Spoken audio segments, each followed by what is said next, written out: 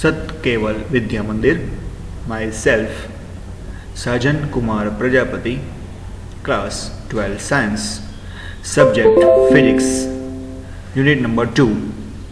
આજનો ટોપિક છે બે વિદ્યુતભારના તંત્રની ડાયપોલની સ્થિતિ ઉર્જાનું સૂત્ર મેળવો।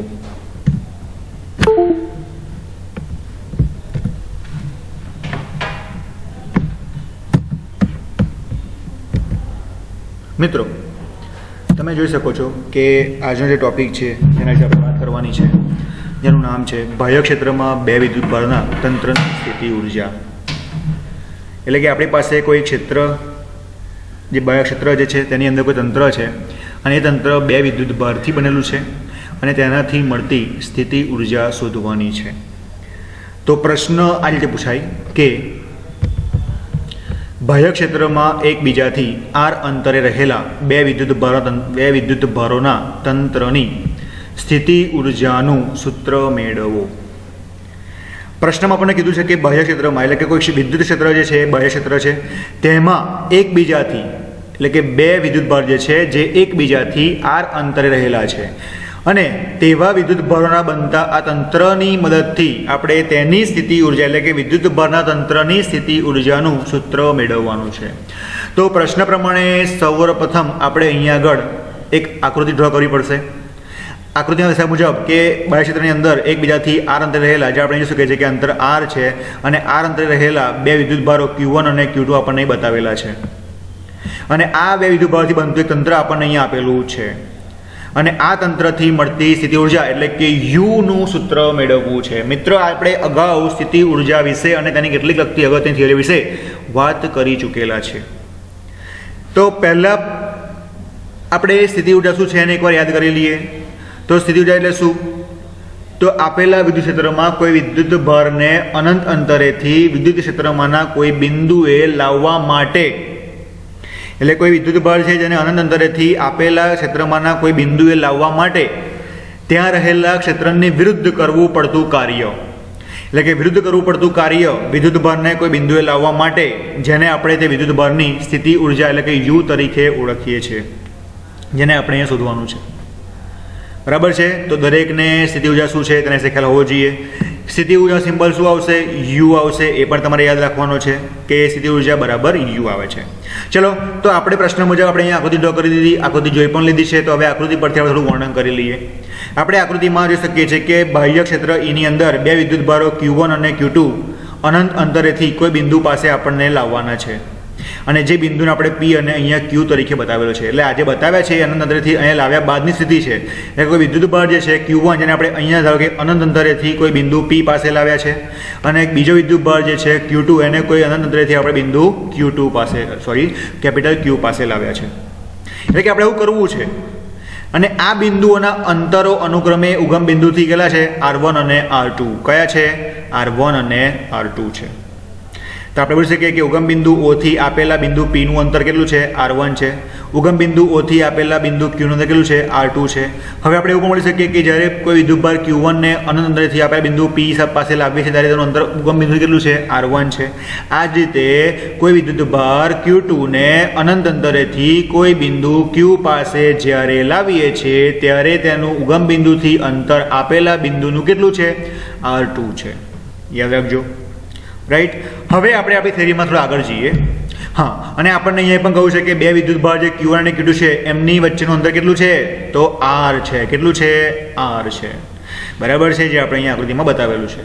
હવે આપણે થિયરી જાણીએ છીએ, થિયરીને આપણે થિયરીની અંદર એપ્લાય કરીશું કે ધારો કે કોઈ વિદ્યુતભાર Q1 જે છે જેને અનંત અંતરેથી આપેલા કોઈ બિંદુ P પાસે લાવવું છે, જે બિંદુનું અંતર ઉગમ બિંદુ કેટલું છે? R1 છે। તો એ વિદ્યુતભારને આપેલા અનંત અંતરેથી R અંતર ધરાવતા બિંદુ P પાસે લાવવા માટે કરવું પડતું કાર્ય, અને આપણે વ્યાખ્યા પછી જાણીએ છીએ V બરાબર W/Q પરથી। તો શું આવશે? કાર્ય W બરાબર V × Q। બરાબર છે? તો ચલો ફરી એકવાર બોલી જઈએ। શું બોલીશું? કે ધારો કે કોઈ વિદ્યુતભાર Q1 ને અનંત અંતરેથી ક્ષેત્રમાંના કોઈ બિંદુ P પાસે, કે જે બિંદુનું ઉગમ બિંદુ ઓથી અંતર કેટલું છે? R છે, R1 છે, ત્યાં લાવવા માટે કરવું પડતું કાર્ય આપેલી આ વ્યાખ્યા મુજબ શું મળશે? W બરાબર Q ઇન્ટુ V. હવે ધ્યાન આપજો, અહીંયા વિદ્યુતભાર Q1 છે જેના માટે આપણે કાર્ય કરીએ છીએ, એટલે આપણે લખીશું W1. તો W1 બરાબર Q ઇન્ટુ V. ચલો Q એટલે કે Q કયો આવશે? તો Q1 વિદ્યુતભારને આપણે લઈએ છીએ એટલે આવશે અહીંયા આગળ Q1, V આવશે ઇન્ટુ V. અને આ વિદ્યુતભારને ક્યાં લઈએ છીએ? R1 અંતરના બિંદુ પાસે, એટલે આપણે લખીશું અહીંયા ઇન્ટુ R1 સ્થાન સદિશ, જે આપણને આપેલા ઉગમ બિંદુથી જેનો સ્થાન આપેલા બિંદુનો સ્થાન સદિશ બતાવે છે. તો દરેકને ખબર પડી ગઈ. આપણે જાણીએ છીએ કે વ્યાખ્યા વિદ્યુત સ્થિતિમાન V બરાબર W/Q. V એટલે કે વિદ્યુત સ્થિતિમાન, W એટલે કાર્ય, Q એટલે વિદ્યુતભાર. એકમના વિદ્યુતભારને આપેલા ક્ષેત્રની અંદર લાવવા માટે કરવું પડતું કાર્ય એને શું કહેવાય છે? તેનું વિદ્યુત સ્થિતિમાન કહેવામાં આવે છે. આ વ્યાખ્યા આપણે જાણીએ છીએ અને આ વ્યાખ્યા પરથી આપણને શું મળશે? એનું કાર્ય W1 મળી જશે. ચલો ગોટ ઇટ. હવે આ જ રીતે આપણે વાત કરીશું.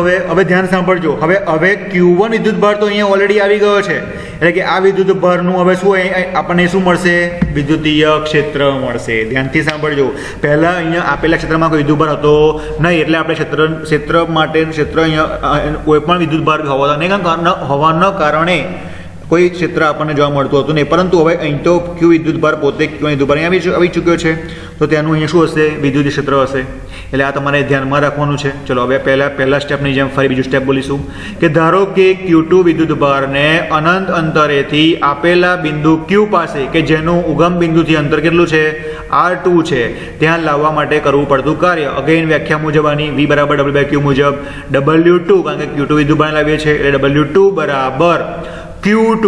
કોને લાવીએ છીએ? તો Q2 ને લખીશું Q2 વ્યાખ્યા મુજબ V ના V, અને આપેલા બિંદુનું અંતર કેટલું છે? R2 છે, જ્યાં R2 ફરીવાર શું બતાવે છે? ઉગમ બિંદુથી આપેલા બિંદુ સુધીનું અંતર બતાવે છે. હવે તમારે મિત્રો અહીંયા ધ્યાન રાખવાનું છે કે આ કાર્ય જે કર્યું એ કાર્ય Q1 ને કારણે ઉદ્ભવતા વિદ્યુતીય ક્ષેત્રની વિરુદ્ધ કરેલું કાર્ય છે. એ આપણે મગજમાં સાથે લઈને ફરવાનું છે. બરાબર છે? તો આપણને અહીંયા બે કાર્ય મળ્યા, W1, W2. ચલો હવે આગળ જઈએ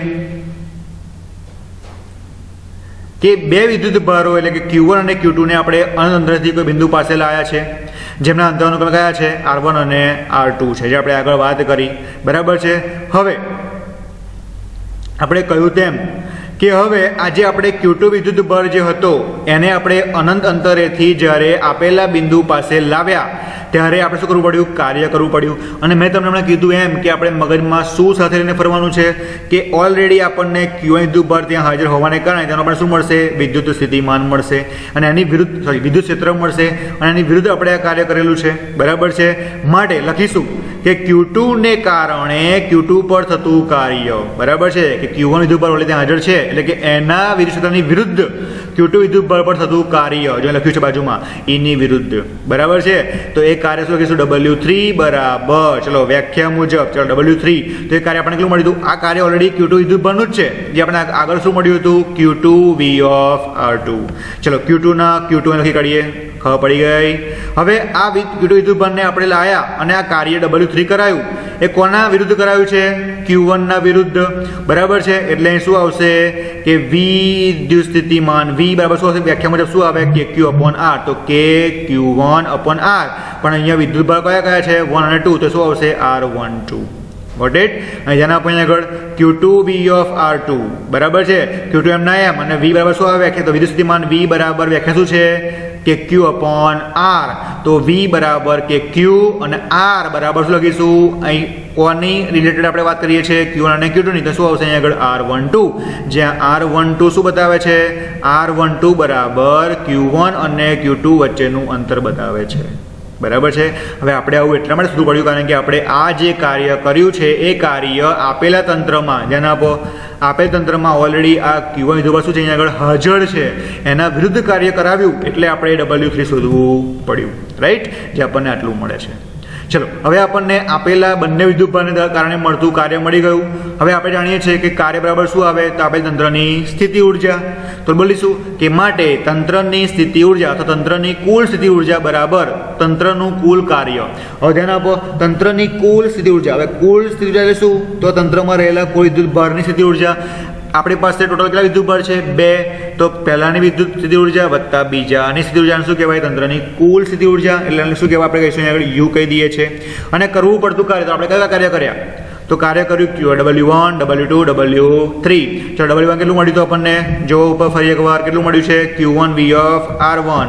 તો Q1 V1 R1 વત્તા W2 કેટલા મળ્યા છે Q2 V2 R2. શું લખીશું Q2 V2 R2 plus K W3 કેટલા મળે છે W3 તો K Q1 Q2 upon R12.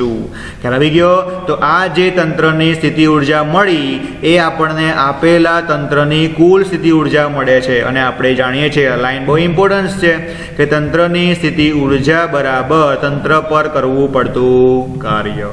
યાદ રાખજો, રાઈટ. તો અહીંયા આપણે આપેલા આ પ્રશ્નની અંદર બાહ્ય ક્ષેત્રમાં એકબીજાથી આર અંતરે રહેલા બે વિદ્યુતભારરૂપી આ તંત્ર દ્વારા મળતી સ્થિતિ ઉર્જાનું સૂત્ર મેળવ્યું, જે આપણને કેટલું મળ્યું છે તો U બરાબર QV of R1 વત્તા QV of R2 વત્તા K Q1 Q2 upon R12. આ તમારે યાદ રાખવાનું છે અને આપણે આગળ આનો ઉપયોગ કરીશું આ સમીકરણનો. દરેકને આ સમીકરણમાં ખબર પડી ગઈ છે, બરાબર છે. તો પ્રશ્ન પૂછાય તો તમારે આ રીતે શોધી શકો. એટલે યાદ રાખવાની તમારે કે તમને ખબર હોવી જોઈએ કે વિદ્યુત સ્થિતિમાન એટલે શું, વિદ્યુત સ્થિતિ ઉર્જા એટલે શું, અને તંત્ર પર કરવું પડતું કાર્ય બરાબર શું તંત્રની કુલ સ્થિતિ ઉર્જા. ધ્યાનથી સાંભળજો, આપણે કહ્યું કે તંત્ર પર કરવું પડતું કાર્ય અને તે તંત્રની સ્થિતિ ઉર્જા કહે છે. તો તંત્ર પર કરવા પડતા કુલ કાર્ય અને તંત્ર પર મળતી કુલ સ્થિતિ ઉર્જા કહે છે. આપણે જે ભણ્યા છીએ આપણે અહીંયા લખીએ છીએ. એટલે છેલ્લે વાર ફરી એકવાર બોલીશું કે સ્થિતિ ઉર્જા એટલે શું. તો શું બોલીશું કે આપેલા કોઈ વિદ્યુતભારને અનંત અંતરેથી વિદ્યુતીય ક્ષેત્રમાંના કોઈ બિંદુ P પાસે અથવા કોઈ પણ બિંદુ પાસે લાવવા માટે વિદ્યુત ક્ષેત્રની વિરુદ્ધ કરવું પડતું કાર્ય, એ કાર્યને જ શું કહેવાય છે તેની સ્થિતિ ઉર્જા કહેવામાં આવે છે. Got it? ચલો નેક્સ્ટ આપણે આગળ વાત કરીએ કે તમારે આગળના આ સમીકરણ તમારે યાદ રાખવાનું છે, જે આપણે આગળ ઓલરેડી મળી ચૂક્યા છે. તમને હમણાં જ કીધું કે તમારે યાદ રાખવાનું છે. એટલા માટે આપણે આ જ ક્વેશ્ચનને પાછળ ફરી લઈ લઈએ છીએ કે જેથી તમે ભૂલી ન જાઓ. એટલે આપણે ફરી એકવાર તમને યાદ અપાવી દઈએ કે આગળનો જે આ તંત્રની કુલ સ્થિતિ ઉર્જા સમીકરણ મળ્યું એ આપણે અહીંયા યાદ રાખીશું. નેક્સ્ટ પ્રશ્ન એવો છે કે બે વિદ્યુતભારોના તંત્રની સ્થિતિ ઉર્જાનું સૂત્ર પરથી બાહ્ય ક્ષેત્રમાં ડાયપોલની સ્થિતિ ઉર્જાનું સૂત્ર મેળવો. જો આપણે આગળ વાત કરી કે આપણે સ્થિતિ ઉર્જાનું સમીકરણ મેળવ્યું. એ સ્થિતિ ઉર્જા સમીકરણમાં શું હતું? તંત્ર હતું. તંત્ર કેવું હતું? બે વિદ્યુતભારો રૂપી તંત્ર હતું. કેવું તંત્ર હતું? બે વિદ્યુતભારો રૂપી. હવે અહીંયા ફરક એટલો છે, તંત્ર તો છે જ, પણ તંત્ર કેવું છે? ડાયપોલનું છે. કોનું છે? ડાયપોલનું. ડાયપોલમાં પણ કેટલા વિદ્યુતભાર છે? બે વિદ્યુતભાર છે. ત્યાં પણ કેટલા હતા? બે વિદ્યુતભાર હતા. પણ અહીંયા ફરક એટલો છે કે અહીંયા બે સમાન મૂલ્યના પરંતુ વિજાતીય વિદ્યુતભારો મળશે. આટલો ડિફરન્સ છે, બાકી બધું સેમનું સેમ. એટલા માટે આપણે એ સમીકરણને અહીંયા આગળ ઉપયોગ કરવાનો છે અને લાગતા વખતે થોડા નાના ચેન્જીસ કરવાના છે. એટલે આપણે ટોપિકને પહેલા ટોપિકની સાથે અહીંયા કન્વર્ટ કરીને સાથે લઈ લઈએ છીએ, જેથી આપણને વધારે આઈડિયા આવી જાય. તો ચલો આપણે નિયમ મુજબ ફરી એકવાર પ્રશ્ન વાંચીશું. શું છે પ્રશ્ન? કે બે વિદ્યુતભારોના તંત્રની સ્થિતિ ઉર્જાનું સૂત્ર મેળવો અને તેના ઉપરથી બાહ્ય ક્ષેત્રમાં ડાયપોલની સ્થિતિ ઉર્જાનું સૂત્ર મેળવો. એટલે કે આપણે આગળ જે વાત કરી એ સૂત્ર લખી અને એ સૂત્ર ઉપરથી કોઈ ક્ષેત્રની અંદર ડાયપોલ જે છે એ ડાયપોલની સ્થિતિ ઉર્જાનું સૂત્ર મેળવવાનું છે. ચલો ડાયપોલ કોને કહેવાય ફરી એકવાર રિમાઇન્ડ કરી દઈએ. ડાયપોલ એટલે શું? તો વ્યાખ્યા બોલશું, ધ્યાનથી સાંભળજો અને લખી શકો છો. તમે નોટપેન લઈ લો અને તમારે આ વ્યાખ્યા તમારી નોટમાં લખી લેવાની છે અને બધાને જ આ વ્યાખ્યા આવડવી જરૂરી છે. ડાયપોલ મોમેન્ટ એટલે શું? તો એકબીજાથી પરિમિત અંતરે રહેલા બે વિજાતીય અને સમાન મૂલ્યના વિદ્યુતભારોથી બનતી રચનાને વિદ્યુત ડાયપોલ અથવા તો ડાયપોલ મોમેન્ટ કહેવામાં આવે છે. બે વિદ્યુતભારો છે, બે સમાન મૂલ્ય, એ બેનો કેવા છે? સમાન મૂલ્યના પરંતુ કેવા છે? વિરોધી અથવા તો વિજાતીય છે. એમના વચ્ચેનું અંતર કેટલું છે? પરિમિત છે. અને આવા વિદ્યુતભારથી બનતું કોઈ તંત્ર હોય એ તંત્રને શું કહેવાય છે? Dipole moment. શું કહેવાય છે? Dipole moment. ચલો આપણે હવે આગળ જઈએ એના સોલ્યુશન ઉપર. તો સોલ્યુશન આપણે આગળ ભણી ગયા કે બે ધન વિદ્યુતભારોના તંત્રની સ્થિતિ ઉર્જાનું સૂત્ર આપણે મેળવ્યું. શું મળ્યું? કે સ્થિતિ ઉર્જા U બરાબર Q1 V of R1 વત્તા Q2 V of R2 વત્તા K Q1 Q2 upon R12. હવે ત્યાં વિદ્યુતભારો બે કયા હતા? એક હતો Q1 એક હતો Q2. અહીંયા ફરક શું છે કે અહીંયા Q1 Q2 છે, પણ અહીંયા Q1 Q2 આપણે શું કહીશું? તો એક વિદ્યુતભાર છે પ્લસ, બીજો છે માઇનસ. બરાબર છે? એટલે આપેલો આ વિદ્યુતભાર તંત્ર જે Q1 Q2 હતો એની જગ્યાએ આપણે શું બની જઈશું કે બે વિદ્યુતભારો કયા છે? પ્લસ Q અને માઇનસ Q. અને પ્લસ Q અને માઇનસ Q વિદ્યુતભારનું તંત્ર હોય તો વ્યાખ્યા મુજબ એ તંત્રને આપણે ડાયપોલ કહીએ છીએ, ડાયપોલનું તંત્ર કહીએ છીએ. તો ચલો બની ગયું. તો ડાયપોલની વાત કરતા હોવાને કારણે Q1 બરાબર પ્લસ ક્યુ લેતા, Q2 બરાબર માઇનસ ક્યુ લેતા, અને ધારો કે તેમના સ્થાન સદિશ આપણે આગળ થતા તેમ R1 અને R2 છે. મતલબ કે R1 શું છે? સ્થાન સદિશ કોનો? Q વિદ્યુત ભારનો. R2 શું છે? સ્થાન સદિશ કોનો? માઇનસ Q વિદ્યુત ભારનો. ચલો, તો હવે આપણે જાણીએ છીએ કે સ્થિતિ ઉર્જા U બરાબર શું મળ્યું હતું? Q1 V of R1 વત્તા Q2 V of R2 વત્તા K Q1 Q2 upon R12, જે આપણે આગળ ઓલરેડી સાબિત કરી ચૂક્યા છે. તમારે આમાં ફરી જો આ ક્વેશ્ચન મોટા માર્ક્સમાં પૂછાય તો તમારે આ સમીકરણ ફરીથી આખું સાબિત કરવાનું છે, જે આપણે આગળ વાત કરી એ રીતે આપણે ડાયરેક્ટ લખીશું. ચલો, અહીંયા જો Q બરાબર શું લેતા? પ્લસ Q લેતા. ચલો, Q2 શું લેતા? માઇનસ Q લેતા. એટલે અહીંયા આવશે માઇનસ Q, અહીંયા આવશે પ્લસ Q. બંનેમાંથી કોમન શું કરશે? Q. એટલે આપણે Q ને બ લઈ લઈએ છીએ. ચલો, V of R1 V of R1 એમ ના એમ. અહીંયા માઇનસ Q હતા એટલે શું આવશે? આગળ માઇનસ ના minus V of R2 V of R2 એમ ના એમ. હવે અહીંયા પ્લસ, હવે ધ્યાન આપજો, અહીંયા આગળ પ્લસ છે પણ અહીંયા શું આવે છે? માઇનસ. કેમ? કારણ કે એક છે પ્લસ Q, એક છે માઇનસ Q, એટલે પ્લસ Q માઇનસ Q, એટલે minus of Q1 Q2 upon R12. Got it? ચલો, હવે ધ્યાન આપજો. હવે અહીંયા જે આ R12 છે, આપણે આગળ ભણ્યા એમ R12 શું છે? આપણે ડાયપોલની સાપેક્ષે વાત કરીએ, જે તમને હું આગળની બીજી થિયરીમાં આપણે જ્યારે ભણીશું ડાયપોલની થિયરીમાં, ત્યારે તમને હું R12 બરાબર અહીંયા 2a cos θ આપણે લખીએ છીએ. કેમના આવે છે આપણે ત્યાં સમજીશું, પણ આપણે અહીંયા ડાયરેક્ટ લઈ લઈએ છીએ કે R12 હવે શું છે? તો R12 બરાબર કે એકમ ધન વિદ્યુત R12 શું આવે છે? કે વિદ્યુત ભાર Q1 અથવા વિદ્યુત ભાર પ્લસ Q, વિદ્યુત ભાર Q2 અથવા વિદ્યુત ભાર માઇનસ Q વચ્ચેના સ્થાનનો તફાવત અથવા તો બંને વચ્ચેના વિદ્યુત સ્થિતિમાનનો તફાવત બતાવે છે. એટલે આપણે લખીશું કે R1 અને R2 એ સ્થાનો વચ્ચેનો સ્થિતિમાનનો તફાવત, અને એના બરાબર આપણે મળી ગયા કે સ્થિતિમાનનો તફાવત શું આવે? તો સ્થિતિમાનના તફાવત બરાબર આપેલા વિદ્યુત ભારને ક્ષેત્રની વિરુદ્ધમાં કરવું પડતું કાર્ય કોઈ બિંદુએ લાવવા માટે. બરાબર છે? એ વ્યાખ્યા આપણે આવી છે કે આપેલા કોઈ એકમના વિદ્યુત ભારને ક્ષેત્રની વિરુદ્ધ કરવું પડતું કાર્ય કોઈ બિંદુ પાસે લાવવા માટે એને શું કહેવાય છે? તે આપેલા વિદ્યુત ભારના સ્થિતિમાનનો તફાવત કહેવામાં આવે છે. એટલે આપણે તમારે આ લાઇન્સ તમારે યાદ રાખવાની છે. આપણે ઓલરેડી આપણે આગળ એને સમજી ચૂક્યા છે. શું છે કે R1 અને R2 સ્થાન સ્થિતિમાનનો તફાવત બરાબર એકમ ધન વિદ્યુત ભારને ક્ષેત્રની વિરુદ્ધમાં એક બિંદુથી બીજા બિંદુ સુધી લાવવા માટે કરવું પડતું કાર્ય. હવે એક બિંદુ એટલે કયું? આપણે જાણીએ છીએ અનંત.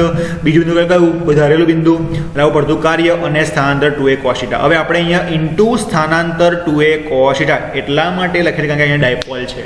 અને આ કેમનું આવ્યું તમે કીધું એમ કે આપણે અને પછી જ્યારે નેક્સ્ટ થિયરી વાત કરીશું ત્યારે તમને ઓમાં ડિટેલ્સમાં વાત કરીશ કે સ્થાનાંતર 2a cos θ ક્યાંથી આવે છે ડાયપોલની સાપેક્ષે.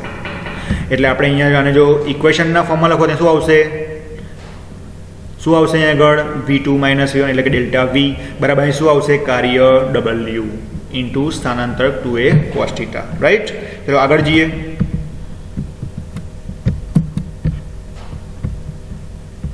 ચલો, તો જ્યાં લખ્યું છે આગળ U of θ સ્થિતિમાનનો તફાવત બરાબર U of θ બરાબર છે is equal two Q of અહીં જો સ્થિતિમાન તફાવત એટલે શું આવશે? સ્થિતિમાન છે શું આવશે? V of R1 minus V of R2 બરાબર. ચલો, એકમ ધન વિદ્યુત ભારને તેના ક્ષેત્રની વિરુદ્ધમાં R2 થી R1 સુધી લાવવા માટે કરવું પડતું કાર્ય. હવે જાણે છે કાર્ય W બરાબર શું છે? F into D. F એટલે બળ ગુણ્યા સ્થાનાંતર. હવે મેં કીધું એમ કે સ્થાનાંતર કેટલું છે? 2a cos θ. અને અહીંયા બળ કેટલું છે? F. તો વિદ્યુત બળ જેટલું જે આપણે ડાયપોલની જ્યારે આપણે આગળ ભણી ગયા છે ત્યારે તમને યાદ હશે કે આપણે બળ બરાબર આપણને શું મળતું હતું? વિદ્યુતીય બળ મળતું હતું. એટલે આપણે શું લખીએ છીએ? આગળ E લખીએ છીએ. બરાબર છે? તો E ઇન્ટુ 2a cos θ. હવે ધ્યાન આપો 2a. હવે E ઇન્ટુ 2a cos θ લખ્યું છે. હવે અહીંયા આગળ ઇઝ ઇક્વલ ટુ શું આવશે? Minus P into E cos θ. ચલો, આ કેમનું આવ્યું?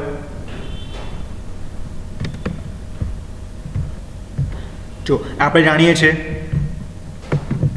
કે ડાયપોલ મોમેન્ટ P બરાબર શું છે? 2aq વ્યાખ્યા મુજબ. બરાબર છે?